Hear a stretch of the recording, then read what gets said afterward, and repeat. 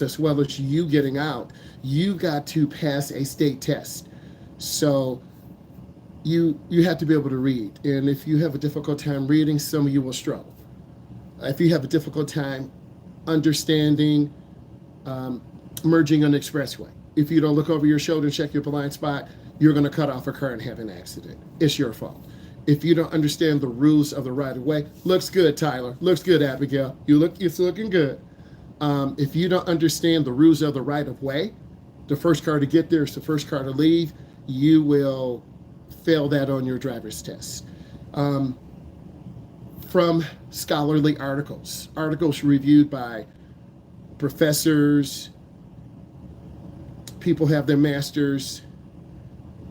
If your parents drive reckless and fast and don't wear their seatbelt and road rage, you could pick up some of those tendencies. If your parents drive by the book, they don't speed, they wear their seatbelt, they're nice, they yield for the little old lady, they don't run yellow lights, you probably will do the same thing.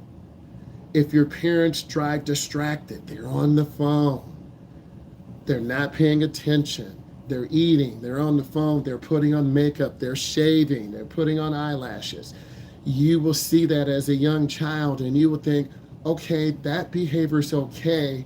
My driving teacher said we shouldn't be doing that, but I've seen my mom and dad do it since I was 6. I'm now 16. My instructor says that's how people crash. Well, that must be people who can't drive. So you will start thinking, you'll make excuses. So it's really important that you continue to learn, you continue to elevate, you grow. The driver's education program, I like to think is moving forward. Every 2 years, instructors go through professional development. We learn best practice about new car technology, road signs. Things do change all the time. There are new roundabouts coming into the United States. We were driving, we saw several hawks. I was driving with somebody, I said, that's a hawk, not the bird, but the hawk is the multi 3-level traffic light that is for high volume areas, such as around college campuses, around areas where schools are. If you have a school, a recreation center, an elderly home, you're going to have little kids who middle school age, maybe high school age, who don't know how to walk across the street. You were taught as a little kid, I look left and right, but many of you don't do that because many of you have your phones now. You have your little earbuds in. So it's an opportunity for you to get hit. I always try to teach you, if you're a bike rider, you ride with the flow of the traffic. If you're a walker, you walk against traffic so you can be seen. If there's a sidewalk and you're a pedestrian, you should be walking on the sidewalk, but you don't. This is why pedestrians get killed. A motorcyclist was killed a couple of weeks ago in our area. He was 44 years old, father of 2, no helmet, that's a problem. A young lady, 20 years old, ran a light and hit him head on. I saw him lying on the ground, people giving him CPR, he died at the scene. That should not have happened. 1, he should have had a helmet on. He's an adult. If you make that decision, that's your fault. 2, I don't know where the lady ran the light. Could she have stopped? But she ran the light and she will get the ticket. She is at fault. That is manslaughter. And if she's high on drugs, that's a felony. But that's going to be on her head the rest of her life. And then his little kids will grow up saying, wow, my daddy's gone. Right near our area. You don't believe me? We'll look it up tomorrow. I ran into a lady at the restaurant because I got some food tonight, coming home after school. And she said, hey, look at my motorcycle. She's about 65. And I said, okay, you're kind of older on a motorcycle. I said that to myself. That's disrespectful to say it to a woman. You never say that to a woman. So I looked at her motorcycle. She had a little Harley helmet. And I said, do you know someone died a couple? Yes, I know. He was 44, 2 kids. I'm like, wow. How long have you been riding? She said 10 years. It's dangerous riding a motorcycle. But yet we see motorcyclists all the time, no helmet, running lights. We're trying to teach you not to run lights, to be a defensive driver. I'm going to continue. I'm looking at questions. You have questions, put it in. Whenever you miss class, you have to make it up. State law, whether we're in Texas, Michigan, Ohio, you have 24 hours of class. If you're absent, the state requirement is you make that absentee up in the next month's class. If you don't make it up, you could be a kid that won't get their license for 3 weeks down the line, 4 weeks down the line. This class goes on forever. Driver's education goes on forever, with you or without you. There are kids here for a makeup. Ask them. I don't have to do anything. I just teach the class. There are adults. Well, you were supposed to make your driver's test. Oh, I couldn't make it. What? You had class tonight. Oh, I forgot. What? I have to record attendance. When the paperwork is turned in to corporate and is turned into the state, the attendance cannot be changed. I went over the rules the first day, so don't act like you don't know. I always love to go over the rules because I follow those rules. I want to do a good job. I want to get you to get your permit soon and on time. But many of you just don't care. By your actions, not you being not a good person. The freeway is difficult if you merge out too slow. The freeway is difficult if you go slow in the fast lane. The freeway is difficult if you don't look over your shoulders and check your blind spot. We almost had a kid get hit on the expressway. He didn't look over his shoulder. He learned bad habits on the street. You guys are scared to look over your shoulder. If you're making a lane change to left, I'm pretending I'm making a lane change to left. I look for my shoulder. You guys are scared to turn your head and look. He didn't look. He cut off a car. I had to save us by grabbing the wheel. I shouldn't have to do that. But that's what you would do as a beginning driver because you mix up your left. If I tell you to go left, you look over your right shoulder. If I tell you to go right, you look over your left shoulder. So if you don't check, well, I have a blind spot mirror. You have to look over your shoulder. Well, my dad has the big truck with the big mirror. You have to look over your shoulder. Well, my uncle rides a motorcycle. You have to look over your shoulder. Well, my cousin's got a big 36-inch tire, big truck, monster truck. You have to look over your shoulder. But you still won't do that. It's going to take an accident, unfortunately.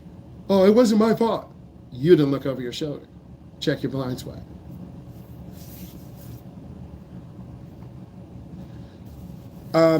I can't give you direct information about the test. It's your responsibility to read anything that the company has sent you. But many of you don't read. I can tell by the questions you miss on the test. There are 80 questions. Some states have 100 questions. Some states have 125 questions. A state next to us has 100 questions. So these questions are example.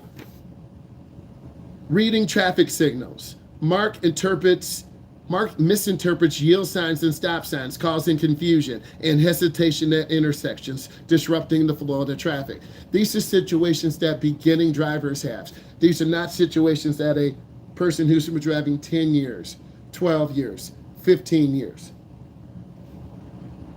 School zone awareness. Jessica forgets to slow down in the school zone, unaware of the reduced speed limits and the presence of children crossing, putting herself and others at risk. You should always go slow in the school zone. Well, that's for the little kids. You're still a kid. That's for you're still a kid. The state doesn't view you as an adult until you're 18. You can vote, but you're still a kid. You can't consume alcohol until you're 21. You're still a kid. Driving does not make you an adult. Parking challenges. Many of you can't park. The first challenge you're going to have is when you drive to school. If you can't park, your friends will talk about you. We go over parallel parking, angle parking, stall parking, backing in the driveway. Michael struggles with parallel parking in front of tight urban spaces. Downtown Detroit. Downtown Houston, Texas. downtown Los Angeles, California. You will go to an urban area for a concert, for a sporting event, and then here's the challenge. Oh my God, I found one spot. It's in front of a restaurant. You have to parallel park. You don't know how to parallel park, you won't get the spot. You're going to pay $40 for a parking spot. But you don't know that because you're in a suburban area and you never have to parallel park. I try to integrate parking all the time. Roundabout navigation. Emily encounters a roundabout for the first time and is unsure about yielding rules.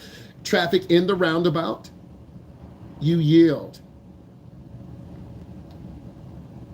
And how to properly exit, causing confusion and near collisions. I've had students almost hit the inside curb, the outside curb, almost get hit from the left because they don't understand the rules and they panic.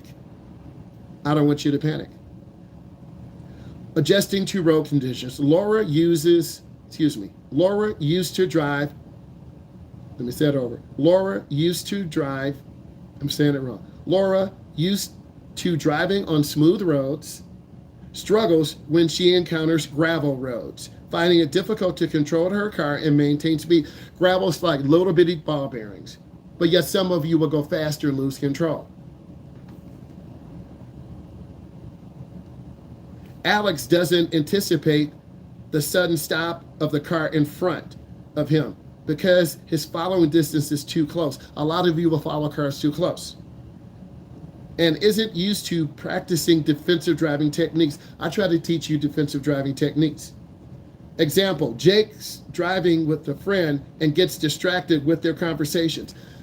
The more people you have in the car, the more dangerous you are. You're going to be distracted. You won't be paying attention. But my mom has her friend in the car. She talks to her mom. She talks to her uncle. And she has a conversation with me. Your mom's getting ready to crash.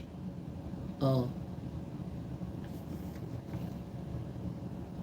Dealing with traffic jams. Chloe panics when she gets stuck in traffic jams for the first time. When you go to downtown Detroit, downtown Houston, Texas, downtown Columbus, Ohio, downtown Los Angeles, California, you will panic because you're not used to heavy volumes of traffic in a metropolitan area.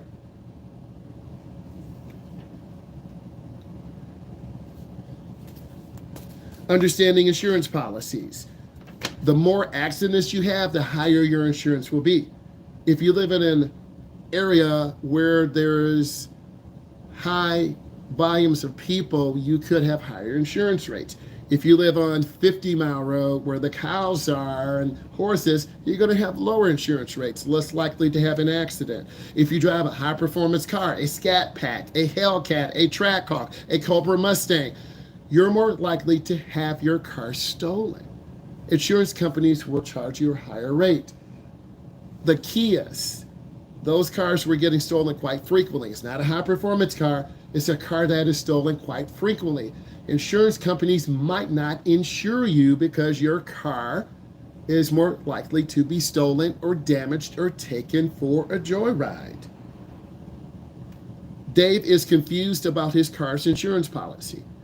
Details on what to do in case of an emergency, leading to stress and uncertainty in a minor collision. You're supposed to get the person's driver's license plate number, insurance information. They're supposed to get yours. Take a picture of the accident. Take a video.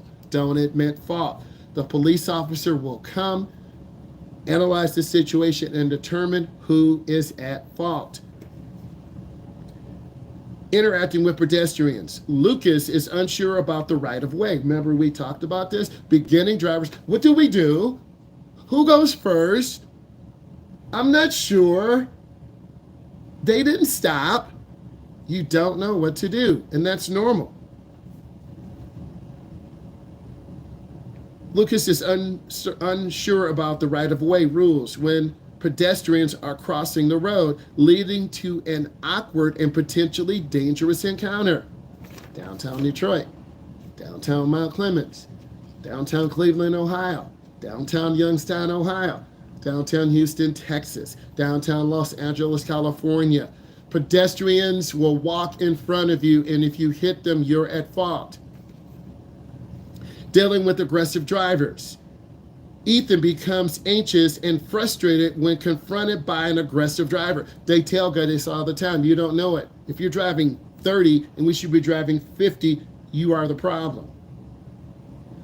If you're merging out at 40 and you should be at 60, you are the problem. If you're getting ready to run a yellow light and you should stop in 3 seconds, you are the problem, and the instructor hits the brake. Some of you are learning this. Some of you are not learning this. Please don't put the instructor in danger.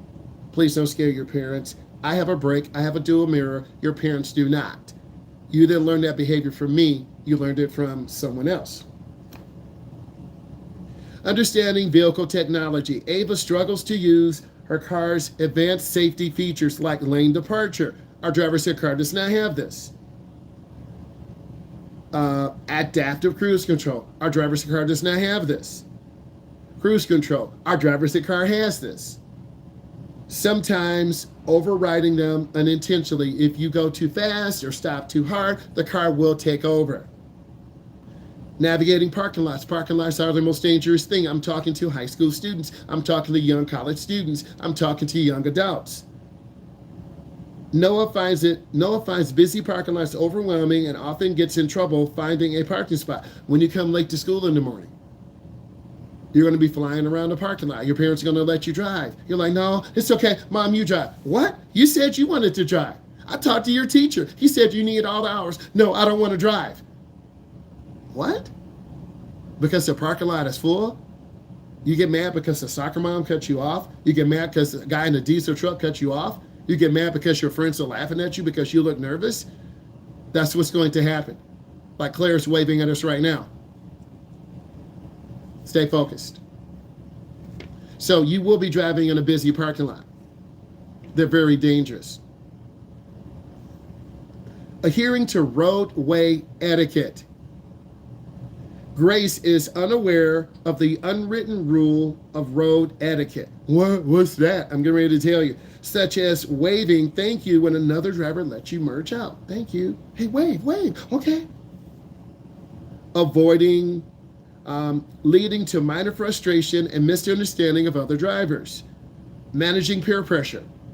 Ryan feels pressure by his friends for driving faster and showing off his driving skills, resulting in reckless behavior. That's what many of you will face. Oh, you got your mom's minivan. I bet it doesn't go fast. Bro, this minivan is faster than your brother's Mustang. Oh, yeah? Let's race. Oh, you got an old truck. Yeah, my dad's old truck has a big engine. Your friend's car is slow. You race. You crash.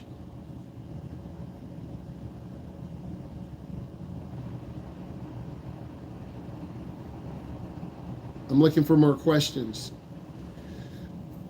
Awareness comes over time, G.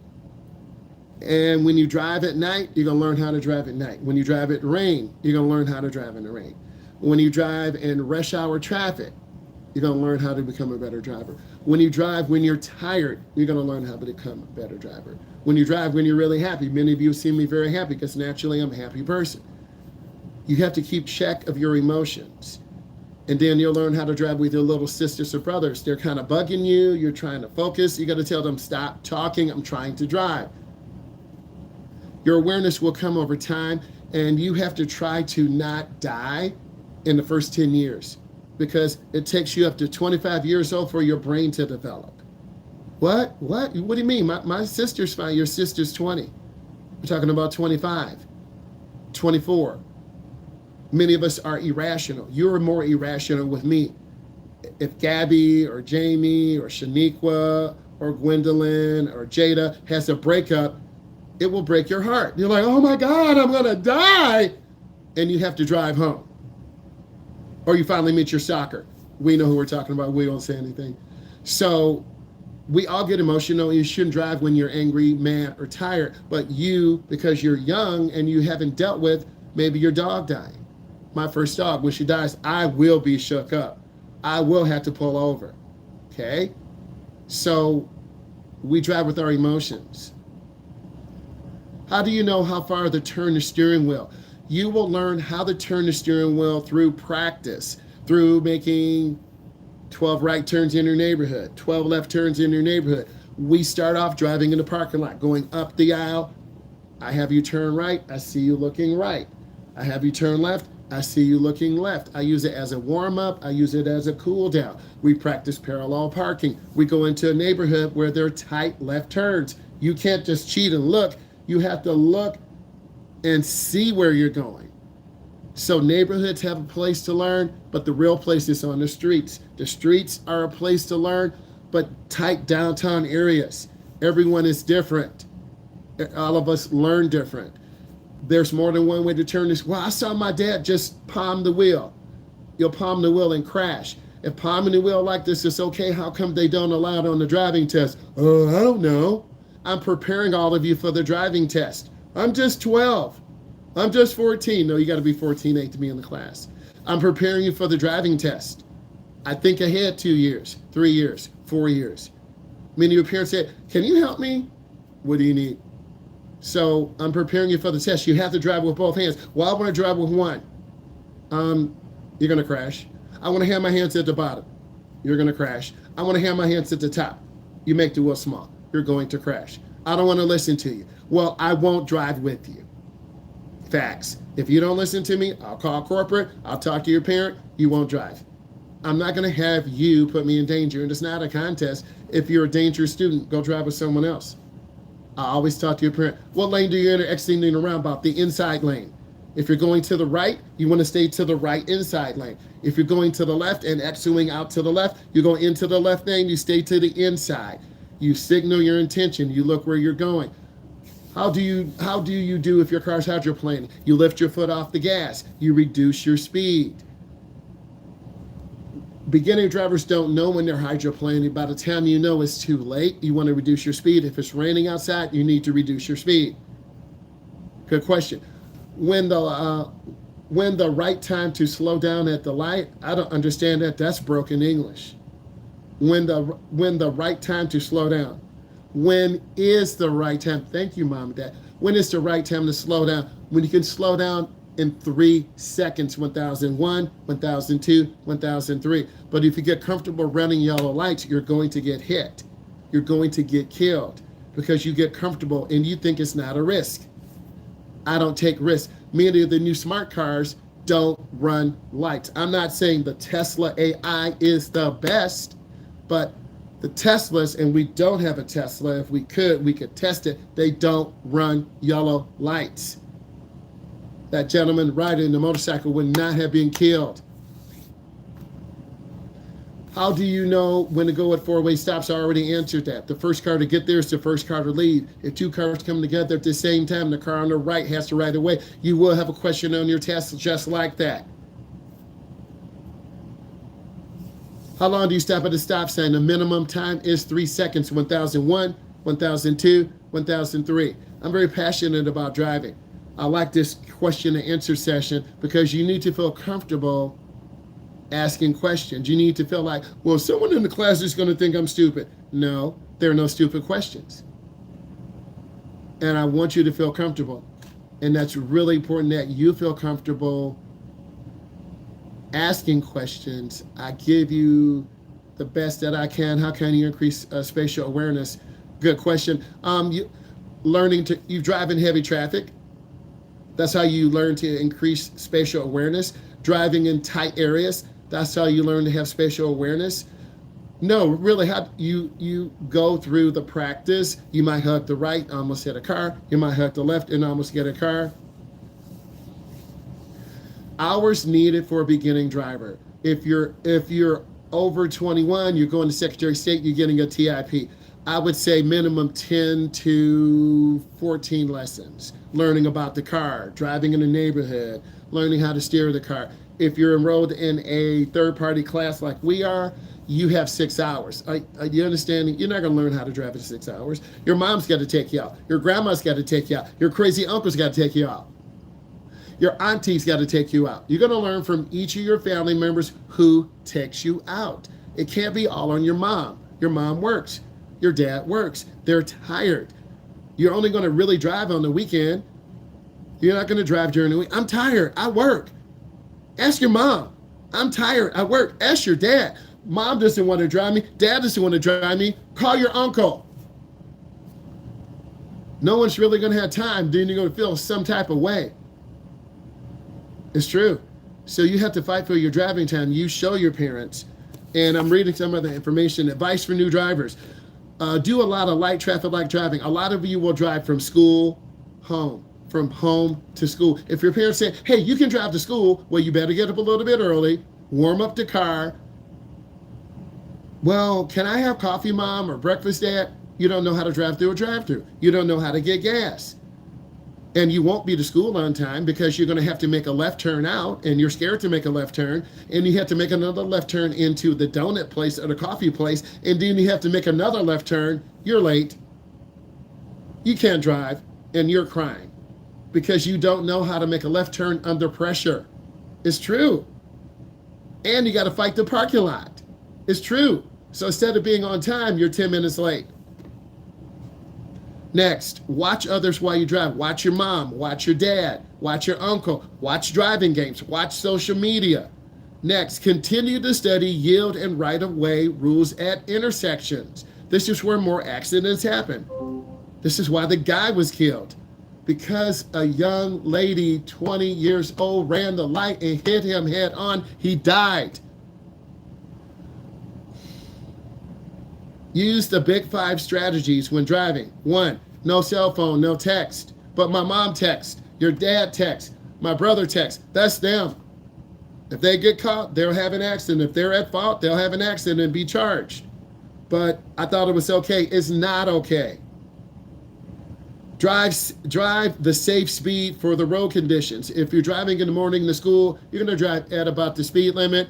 You're going to be late. You got adrenaline. You want to be there first. You want your parents and friends to see you coming out of the Mustang, the Corvette, the big truck. That's fine. But do you know how to make a left turn? Do you know how to go into the parking lot? Are you going down the wrong parking lot? At school parking lots, it takes 5 minutes, 10 minutes, 12 minutes because many of you go to high schools that have over 3,000 kids. You think about that. No, I don't want to drive. You don't want to drive? I guess you don't want to get your permit. I guess you don't want to get your level 2 license. Have a lot of following distance. Beginning drivers tend to tailgate. They stop too late or they stop too early. This is why we almost rear in cars, and then your teacher looks at you like, what are you doing? And your mom is like, oh my God, you're about to hit a car. And then you're like, Mom, I can't drive with you. I got to drive with Dad. He's more relaxed. Honey, you need to take your daughter out. Honey, I told you, you keep scaring your mom. Come drive with me. Dad, this is why I love you, and you're my number one parent. Because I listen to you. You tell me. True life. That's another story. Have a lot of room when you pull out in traffic. A lot of you can't judge cars coming. That's a Mustang coming. Man, it was right on me. That's a semi-truck. I didn't know that truck was that fast. So a lot of you don't judge distance, and then you're going to pull out in front of a car and almost get hit. It happens to me all the time because I'm a driver's ed instructor. Real life. Don't scare your parents. If you scare your mom and dad, they're not going to drive with you anymore. John, yes, Gwendolyn, you need to take your daughter out. Her and I never had a good relationship. Well, maybe if you treat her like a human, I'm going to sleep. You take your daughter out. Many of you will drive with one parent. I'm not going to say. New drivers don't judge distance and speed very well. You're driving in a neighborhood, you might drive. Most of you drive too fast in the neighborhood. They need a lot of verbal instruction. Your mom or dad should be, I know how to drive. Okay. Let's go to Cedar Point, Sandusky, Ohio. Let's go to Chicago. Let's go to Houston, Texas. Let's go to Mackinac. Okay, let's go to Florida. You don't know how to drive. You don't know how to put gas in the car. You got to check your oil. You got to check your air pressure. It's a lot to do. Don't assume they know what they are doing. Some of you have to learn to go on the turnpike. I'm trying to give you real life situations so you can be prepared. That's the best thing I can do for you.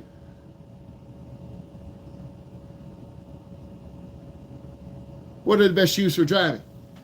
Devin, love it. Love it. Not sponsored. I like Crocs, the insole shoes.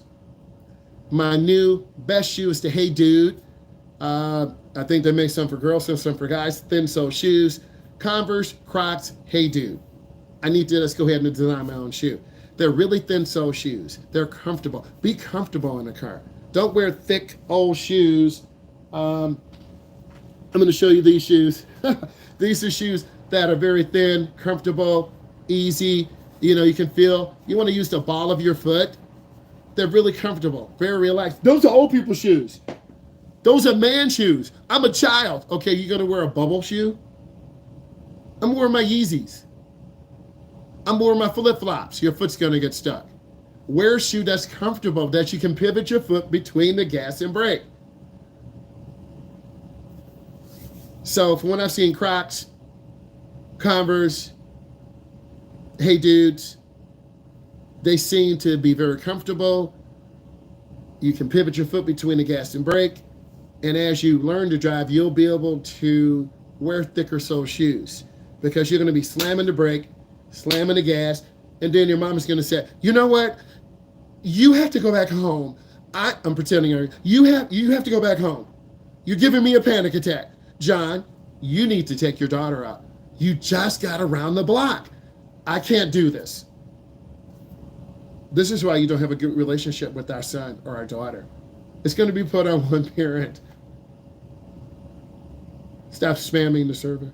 I did answer. Hey, dude, yeah. Good brand name, good shoe. I thought this was helpful. Subscribe to the channel. Bye.